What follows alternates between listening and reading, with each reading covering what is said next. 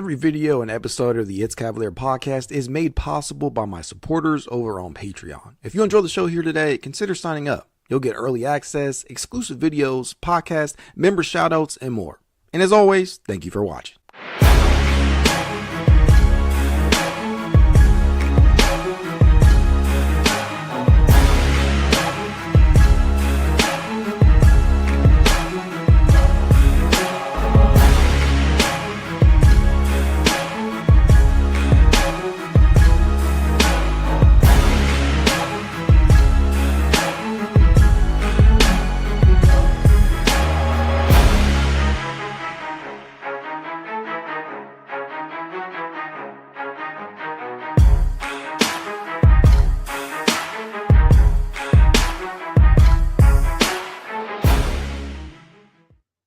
Yo, let's fucking go. Listen, we did it again.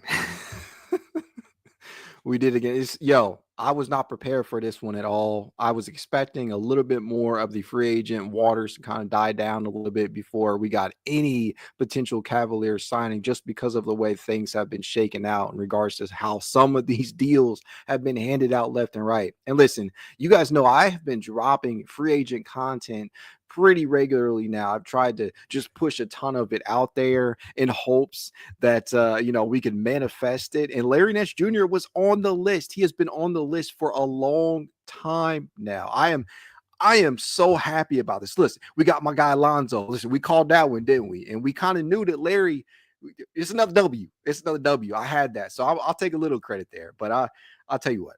It felt like it was telegraphed for a little while now, if you've been paying attention to his socials and whatnot, but this just makes a ton of sense. So I'm really, really, really excited about it. And the Cavaliers do have at least one more spot open. And again, this doesn't guarantee that the Cavaliers are going to advance further than they did last year, but man, it's another step in the right direction. A true, versatile, viable third big option. And listen, I got so many people in my damn mentionings telling me that Larry Nance Jr. is a tweener. He's not necessarily a true center. Well, frankly, I don't give a fuck. Listen, 62% of his minutes at center this year, 98% of his minutes at center last year, 81% of his minutes in 2022-23. He's a center at this point of his career. The best part about what Larry Nance Jr. gives you too is that he can space the floor.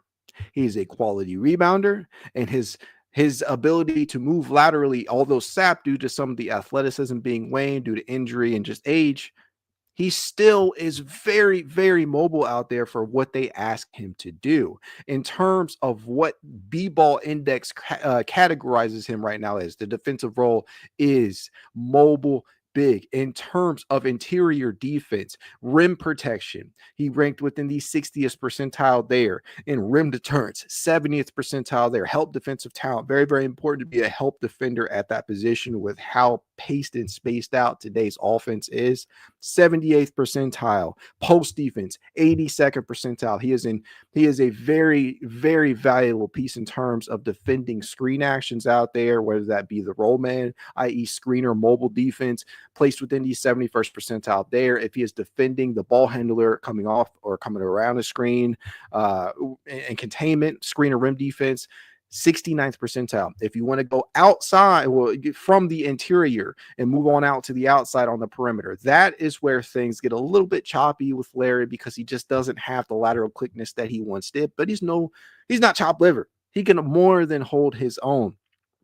41st percentile this past season on a smallish sample size, but I'm willing to buy what we've seen from him in the past. And the Cavaliers are uniquely suited to be able to make up for any of his deficiencies out there. Doesn't even have to be a slam dunk type of signing either. This dude just has to be able to go out there and contribute 10 to 15, maybe 15 to 18 at the high level in terms of minutes per game. And let's be honest here, the Cavaliers, having Evan Mobley, having Jarrett Allen, having Dean Wade, having DeAndre Hunter, they have enough should Larry need to be managed in a very specific way, similarly how I feel about how they're going to have to manage Lonzo Ball. By the way, this fits. We'll talk about that in a minute. But this right here, Larry Nance Jr. gives you everything you need out of a modern day third big. He is coming off a season where he shot a career best 44.7% from 3-point distance on solid volume too at 3.2 attempts per game. That's right around where you would expect him to be given the play time that he received, 19.3. If you space that out to per 36, that aligns very, very well with what you would want out of him, 5.9 attempts per game for beyond the arc. Highly efficient. Again, I get it. Smaller sample size than you would like at 24 games or so, but this has been a trend for Larry for a couple of years now, right? He has started as his game and his athleticism has started to wane. He has become less reliant on that, and he has tried to adapt. And one of the ways he is doing that is by upping that volume. He did that midway through his career. You even saw it in his time with Cleveland, where he spent, I don't know, it was about 4 years there, 3.5, 4 years prior to moving on, being traded to Portland, and the deal that netted us Lowry, if I'm not mistaken. Was that the deal? I can't remember. But at the end of the day, Larry is somebody that you can look at and say, hey, this guy does a lot of these things out here on the court, both on the offensive side of the ball and the defensive side of the ball, that make a lot of sense in that second unit, considering that the Cavaliers have not had a viable third big for years. Like literally, since Kevin Love departed, it's been a who's who of retreads or just has-beens or never were going to be's. Like, and then that's no disrespect to the Tristan Thompsons and the Robin Lopez's of the world, but clearly this team has lacked a third big for a little while now, and they are hypothetically getting one in terms of the what Larry Nance Jr. can bring to the table. So, man, I am in love with this. I am in love with this. I can't wait to hop into the chat to, speak to some of these people. This is one that I was talking up for a while. And listen, if you're getting a little bit antsy considering some of the moves that were being made by other teams, I cannot blame you considering some of the names that we have seen crossed off the board, right? You've seen signings left and right at that backup big position, primarily center, where you've seen Miles Turner shift teams and go to Milwaukee, and we're all like, what the hell is going on? Luke Cornett, another guy that people had penciled in as one of the top options for Cleveland. Clint Capella, going back to Houston, if I'm not mistaken. Brooke Lopez making the jump from Milwaukee to LA. You got Kevon Looney, somebody that I put a video out on yesterday who I thought would have been an excellent fit, especially for his offensive rebounding prowess. Day'Ron Sharpe, Paul Reed, Luka Garza. These are all names. Jericho Sims, I just released a video on him. And Mason Plumlee. These are a lot of bigs that had signed and were considered possibly available for Cleveland on the veteran minimum. And listen, the other name that we were all crossing our fingers for, Al Horford. Al Horford was rumored to be in discussions with that of the Golden State Warriors and the Cleveland Cavaliers. It was really, really down to those two teams. And I would have been very, very happy with that signing, but I am ecstatic about this one too, because as we all know, Larry has personal ties to the city of Cleveland because his father, right, Larry Nance Sr., played a number of years here, did a lot of good things during the Price era, back a while back before a lot of people were born. But this is about as good as you can ask for on a veteran minimum contract. And it is not without its risks, right? Larry Nance Jr. has not played more than 67 games in any point in his career. His career high came back during the 2018-19 season with Cleveland. That was 67 games where he started for 30 of those, right? Since then, he has had quite an up and down injury rap sheet, right? He played 24 games this past season for Atlanta. The year prior to that, he suited up in 61. The year prior to that, in 2022-23, he appeared in 65. So it's always going to be a risk in regard to Larry Nance Jr. But listen, I love it. I love the gamble. I already talked about ad nauseum about how good I think that this will be of a fit here in Cleveland, not only from a culture standpoint, but from an on-court perspective. Listen, that second unit has some really, really good balancing potential. Lonzo Ball at the 1, Sam Merrill at the 2. You could potentially have DeAndre Hunter if you're going to keep him on the bench at the 3. You got Dean Wade at the 4 and Larry Nance Jr. at the 5. Or if you want to start DeAndre Hunter, you got Lonzo You got Sam, you got the potential of Max Strus there and at that 3 spot. And this is all up in the air right now. This is hopefully a post DG injury world, right? Where DG is in that starting lineup. In a perfect world, you got your starting 5 of DG, Donovan, Hunter, Evan, and Jarrett. On the bench, you got Lonzo, you got you got Merrill, you got Strus, you got Wade, and you can put Larry out there. There's a lot of balance. There's off ball shooting, there's on ball shooting. There's a lot of things that you can reconfigure here, and you can have DeAndre Hunter have his minutes staggered in such a way that he plays a lot of them with the second unit. So you have that on ball creation that you are missing out with Ty Jerome, because I understand that is a big loss there. Nobody else on that second unit could create for themselves the way that Ty Jerome could. Craig Porter Jr. just frankly isn't there yet. Ty Jerome, Jalen Tyson has potential, but he hasn't shown that consistently just yet outside of a handful of games. And Lonzo Ball, that's never really been a part of his game. He creates for others. He's not necessarily a self-creator. So if you're going to stagger Hunter's minutes with that second unit, I completely understand. That is a way. Like, there are a lot of different lineup combinations that you could have here, and Nance bolsters that, because not only can you play at the 4 and contribute good solid minutes there and slide between either you can play him in lineups beside Jarrett Allen or Evan Mobley. That's beautiful, especially if you're planning on playing Evan Mobley at the 5. You could put Larry Nance Jr. at the 4 or vice versa. Larry is versatile enough to play center, right? That is what he has been doing these last 3 years. So this gives you so much flexibility. Larry is also a very, very underrated passer. Like, we're talking about what we're getting from Lonzo in terms of the facilitation of it all and how good of a ball mover he is. We talk about how underrated Sam Merrill is as a connective piece of tissue. We talked about how excellent Max Strus is in that same vein. Larry, he's cut from that same cloth. Like, he may not be a guy that's ever truly going to average a ton of assists. His career high, by the way, is 3.2 per game back during that 18-19 season with Cleveland. But he is always a guy that's always moving the ball, plays very, very smart, high IQ type of player, will always look to make that hockey assist and swing pass. There's so much potential here. I'm just clamoring for this, man. 44.7% from 3-point distance this season. Good volume, good rebounder at 4.3 per game this year for Atlanta. A solid defender, not necessarily elite at this point in his career, but he's defensively versatile enough to give you exactly what you need in 15 to 18 minutes per game for Cleveland. And as long as you don't overuse him, as long as you don't ride him too hard in that second unit, you're good. You're good. He suited up in 19.3 for Atlanta this year, 19.9 the year before that with New Orleans, 21.2. So if you can keep him in that 15 to 18 minute range, maybe no more than 20 minutes, I think you're good. I think you'll be able to circumvent some of the injury concerns. And with Larry, again, it's always going to be a toss-up. There's always going to be that risk factor there involved. Same thing with Lonzo and a number of other players on the roster.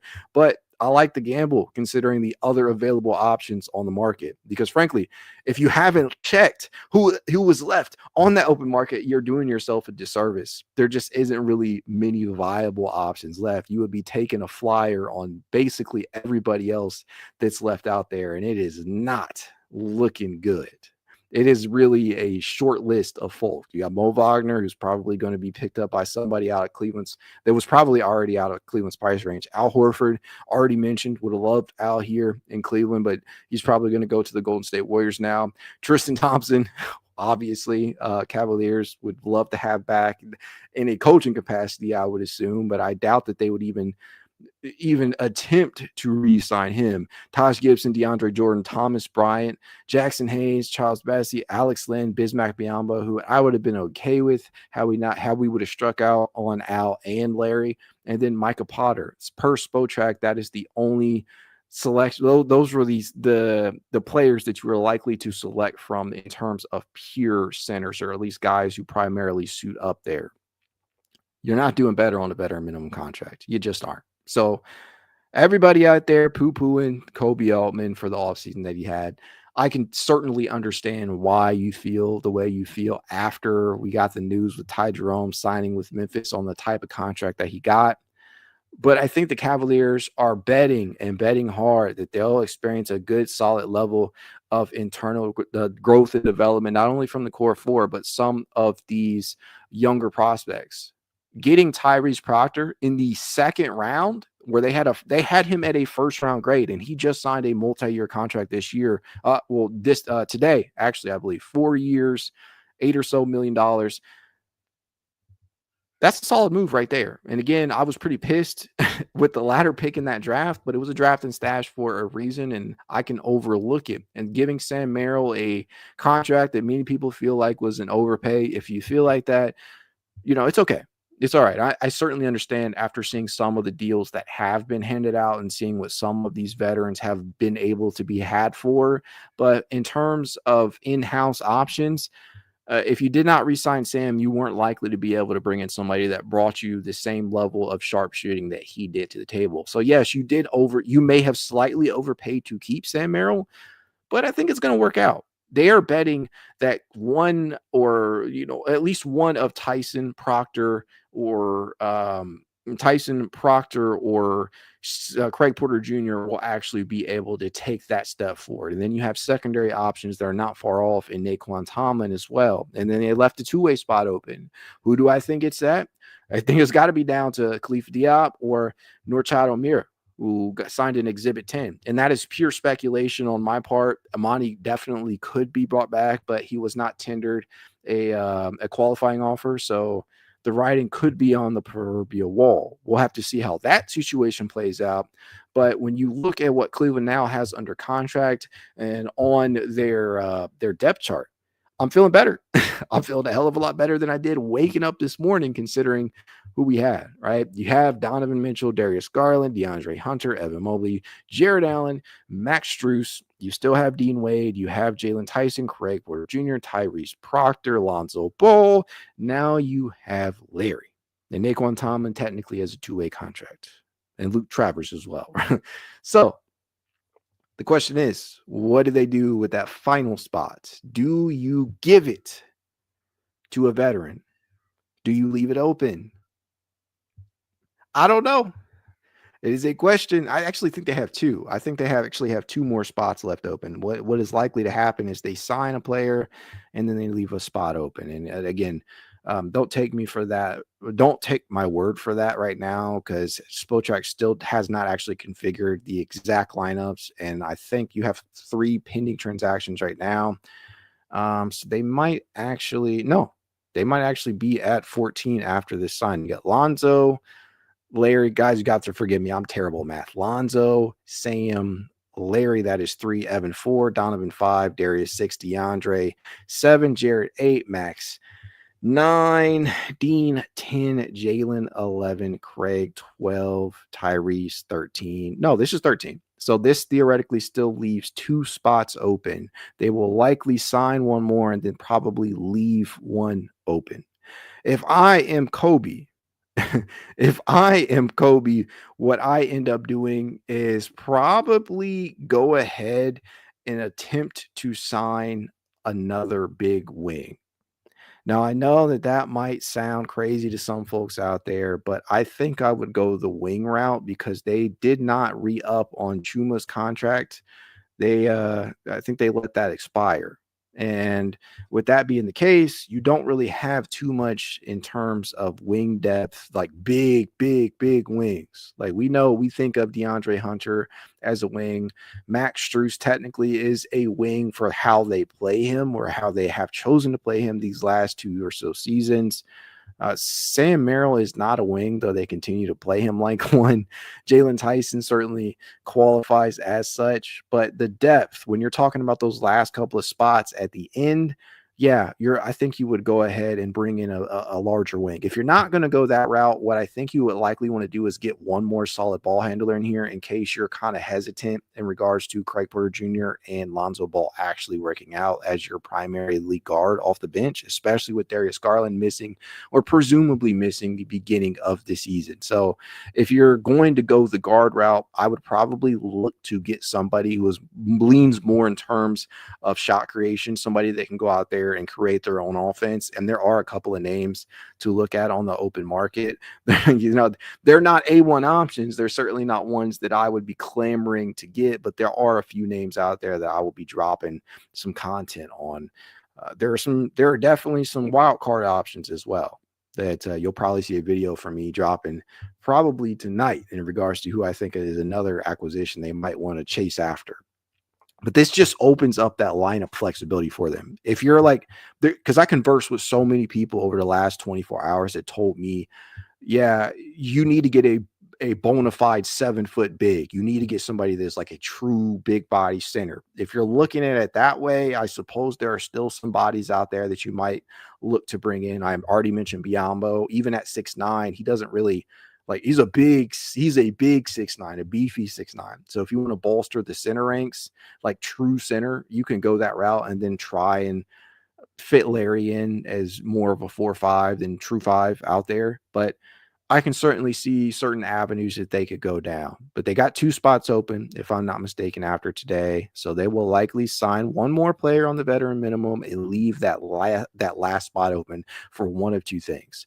They'll either convert a 2-way contract, which I could definitely see happen because that's been kind of like the track record for them over the last couple of seasons, or they'll add an addition on the buyout market after they make a trade midseason, because there are, let's not mince words here. Dean Wade is on an expiring deal. So Dean Wade may very well be on the move this upcoming trade deadline. He could definitely be somebody that I could see finishing out the year and, letting him either walk or trying to sign and trade him. But I think it also would make sense to try and recoup some of your value if you're wanting to kind of move on towards the future at that position. But even with that being the case, like, these are all small gambles. Naquan Tomlin is somebody I've talked about a lot as being a potential replacement for Dean Wade, assuming that they give him the actual opportunities.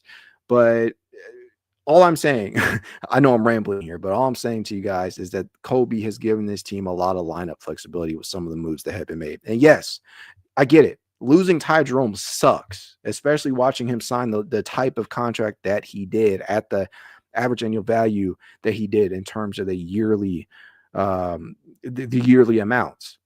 But I do believe that there's something there with Lonzo. I do believe that there's something there with Larry Nance Jr. And I do think that there is a lot of potential for this second unit to look a lot more balanced, and really just the team in general to look a lot more balanced on both ends of the floor. Lonzo already adds size to that backcourt. He adds a defensive spark that they haven't had in a while in that package. He adds facilitation.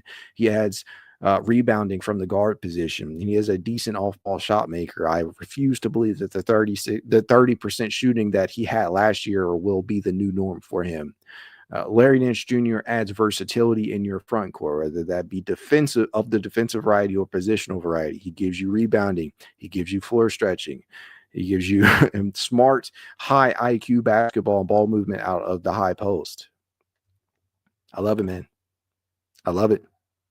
So I would love to know what you guys think. I'm going to go ahead and hop into the chat now, but this is shaping up to be a decent offseason so far for Kobe Altman. It's not perfect. Ty Jerome, what happened with him, it's going to put a stain on this offseason. But if everything works out, if some of these guys stay healthy, and I'm banking that they will, man, like, something's got to even out. The law of averages has to even out. Murphy's law is not going to apply anymore going forward. I'm speaking it into existence. And for those of you who are unaware of Murphy's law, everything that can go wrong will. It won't.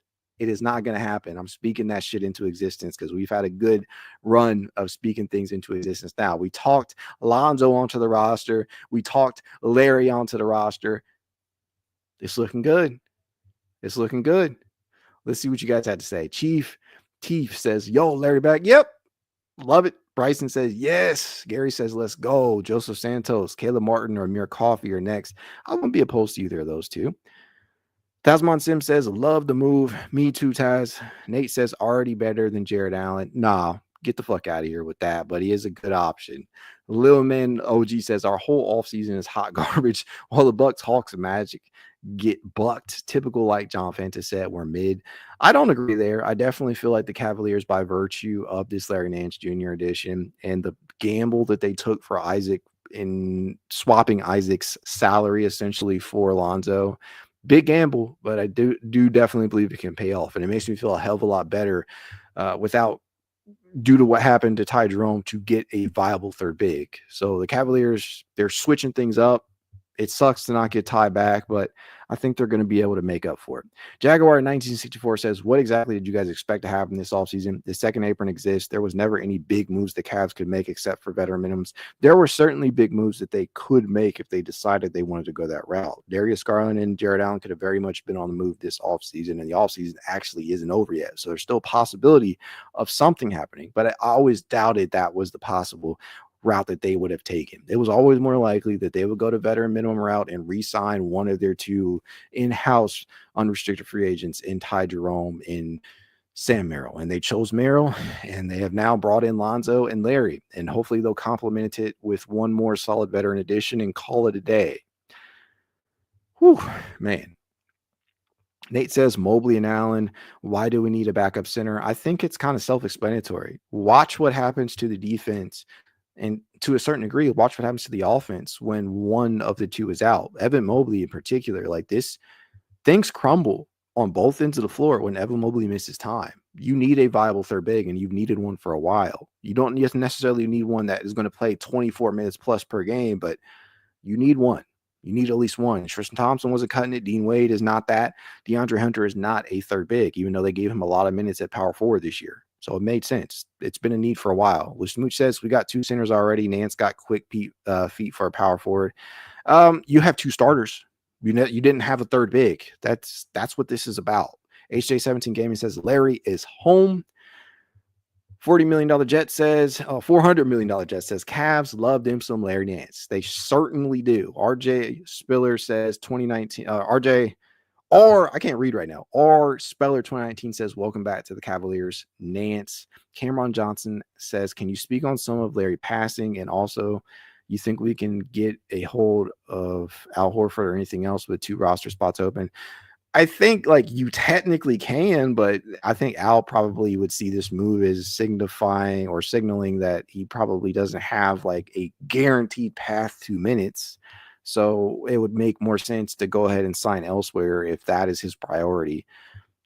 Chero Cotton says, good signing. I like it. I agree. I'm right there with you.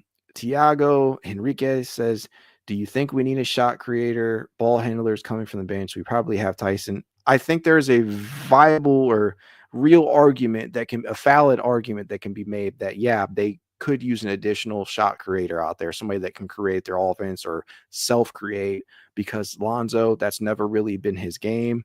And Craig Porter Jr. has not shown that at the NBA level consistently. And Jalen Tyson has that ball handling aspect to his game. And we've seen it like come and go in terms of creating for himself, but he hasn't done it consistently enough to inspire enough confidence that he is going to be able to do that on a playoff level in the second unit. None of these guys have. So yeah, you can make a justifiable argument that if they use that last spot, they should probably look to address it with somebody who can create their own shot. And there are some guards out there and maybe even some wings that can do that. But it is I'll leave that to Kobe Altman to figure out what they're going to do. Tony Malfera says, we'll love to get Brogdon with that last roster spot and build his trade value while DG eases back. I don't hate that idea. Malcolm Brogdon at 6'4" or so would fit perfectly on this roster, but it just depends upon what he prioritizes the most. Is it play time? Is it money? Is it a chance to chase a ring at this point in his career? What will it be? Who knows? Gabriel Carmona says, you think Mitchell has to be our 2 option to us for us to win a title? No, I think that at best or at worst, he would have to be 1B to Mobley's 1A. At best, he would be 1A and Mobley would be 1B, but I just don't see it happening any other way. It would have to be Evan being no worse than 1B to Donovan's 1A. I just don't think you're going to win a title with Darius Garland being your best player on the floor. I just don't see that happening. And that's not to shit on Darius. I just think if the team wants to get to where it needs to be, I think Darius would have to take somewhat of he would continue to lean into the distributor role. Donovan would probably continue to see touches to Evan and on and on and on. But yeah, I don't think that he has to be the second option. I would view it more as 1A, 1B, like it was with LeBron and Kyrie. You could really there's a lot of arguments with LeBron and Kyrie, but I never truly viewed Kyrie as a second option. I always viewed him as 1B to LeBron's 1A on that team. The tribe of Judah says, you call Lonzo and Larry Nance. I'm having a good offseason, man. I'm having a good offseason. I think that in terms of the fit here, both of them give you exactly what you need on paper. That's the problem, though. It's just on paper. Theoretically, it makes a ton of sense to flip the salary of Isaac for Lonzo. It makes a ton of sense to acquire Larry on a veteran minimum as opposed to some of the other options on the market. But with their injury histories, you're always taking a gamble. But what injury, what title run isn't without some risk taking? Like, you got to take some chances to win a title, and you got to take some gambles to win a title, and you need a little bit of luck to win a title. And for me, I am putting my money on there, and you guys can bookmark this. You can do whatever you want to do. You can clip it. I will go on the record and say I think each one of these guys has one of their more productive, one of their most healthy seasons yet, because the Cavaliers will find a way to manage them. And maybe I'm drinking the Kool-Aid a little bit too much. Maybe you think I'm crazy for suggesting that this team, who has had well-known and well-documented injury concerns over the last couple of years with various players, you might call me crazy, and I'm willing to live with that. But I'm going to go on record saying right now, I do believe that the Cavaliers will find a way to have both of these guys moderately healthy come the postseason. And we're talking about a team that, although there was a lot of dings, right? Over the course of an 82-game season, you're going to suffer injuries. And that is no different for this Cavaliers team. But this is a team that did have 6 players who played at least 70 games or more last year. And I do think they're built in a way to facilitate that for Lonzo and Larry in ways that they just frankly have not really ever had, especially in the case of Lonzo. I think you can definitely make that happen. Again, with the types of injuries that he has sustained, the well-known documented injury woes with his knee in particular, it's always going to be a toss-up. You can't protect him. You can't put him in bubble wrap for the entirety of the year. I suppose you could, but wouldn't be good. There's always going to be some risk involved, but I love the risk that they're taking here. I love the on-court benefit and versatility that Larry could afford you. Same thing with Lonzo. And then I love the off-the-court stuff with Larry too. He is a perfect locker room presence. He is a veteran, very, very vocal type of leader. I think everywhere he's played, people have raved about him. I mean, there's just been a lot of good that follows Larry in terms of the off the court stuff, and I don't see that changing in the latter stages of his career. But I just had to hop on here and say something because this is ecstatic news to me. Is it ecstatic? I'm feeling ecstatic. I feel great about what we just watched occur with this signing, and I hope the Cavaliers can bring it home with one more solid addition, and I'll be pumping out a little bit more free agent content, but I'm going to trust and believe that Kobe knows what he's doing because he's made some savvy moves. He's made some savvy moves, and I know the Ty Jerome of it all is going to leave a sour taste in people's mouths, but listen, I'm willing to let it go. I'm willing to let it go as long as we can bring this thing home, because acquiring Lonzo and then acquiring Larry on top of that, that's enough. That's enough right there. And then Tyrese Proctor of it all. So you've lost Ty Jerome, you've lost Isaac Okoro, you got you got Tyrese Proctor, you got Lonzo Ball, and you got Larry Nance Jr. And yeah, I suppose you could say that we lost Tristan Thompson too, but did you really? did you really lose Tristan Thompson? I don't think so. And you didn't ship out any picks to get any of these guys. You got Lonzo with no picks.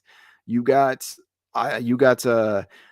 Larry on a veteran minimum, and you drafted Proctor. Like, that's good. That's a solid value level offseason without making like huge moves. You did tweak things along the margins as we always expected, and that was always going to be more than likely the case. So now All we do is wait. And let me tell you, the next step that I'm waiting for outside of this last signing is Summer League, bro. I cannot wait to see some of these young guys in action. Norchad Omir. I can't wait to see Chaney Johnson. I can't wait to see Jalen Tyson, hopefully. Khalifa Diop, Tyrese Proctor, and them boys. I can't wait to see this Summer League, come July 10th and onward. I'm going to be glued to the television. I can't wait. I haven't been this excited about Summer League in a couple of years, but here we are. Let me know how you guys feel about this Larry Nance Jr. signing in the comments below. As I always tell you, if you'd like to reach out to me, I can. It's Cavalier_pod on Twitter, TikTok, Instagram, YouTube, and more. If you want to be added to the It's Cavalier Discord chat, you know what to do. Leave a rating, leave a review, send a screenshot of said review to It's Cavalier53 at gmail.com, and I will send you said invite. Yo, if you want to support the pod in a small but helpful way, consider becoming a member over on Patreon or on YouTube. You can do so for as little as $1 a month. Sacrifice that cheeseburger or that morning coffee you get and help support your boy. Either way, if you don't, I'll be here making content. Go Cavs.